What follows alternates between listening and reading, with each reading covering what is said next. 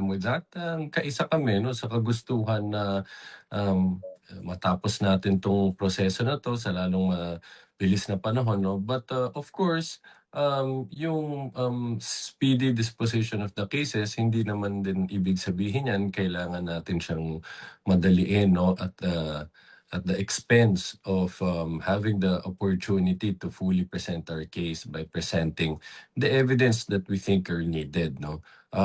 Nakita natin unfortunately nagkakaroon ng delays but, wala naman may kagustuhan nito 'no dahil unavoidable talaga 'yan dahil sa inclement weather that we've been experiencing, recently. But yes, sa amin sa side namin 'no, sa prosecution malinaw that, ito ay sinusubukan naming magawa 'no na mapabilis yung proseso. Again, makikita natin dun sa grave threats, ganyan ang ginawa natin. We dispensed with more than half of our witnesses. After presenting 3, we dispensed with I think 5 to 6 'no, when we saw that there's no more need for them. At sabi nga namin, pati dito sa usapin ng confidential funds, ganyan din ang gagawin namin. We will not present evidence that are not absolutely necessary, no? And will just be cumulative para mapabilis din ang proseso.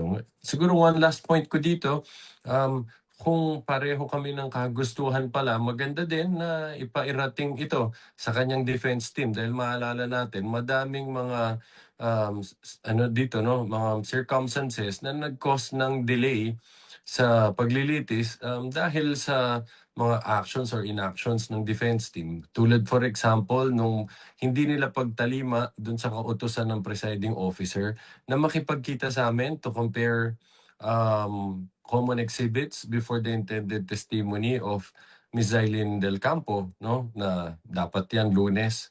Binibigay nilang petsa sa amin ay Biyernes, which unavoidably resulted to delay. So, maganda kung pare-pareho naming susubukan no na makaiwas na gumawa ng anumang bagay na maka-cause ng unnecessary delay.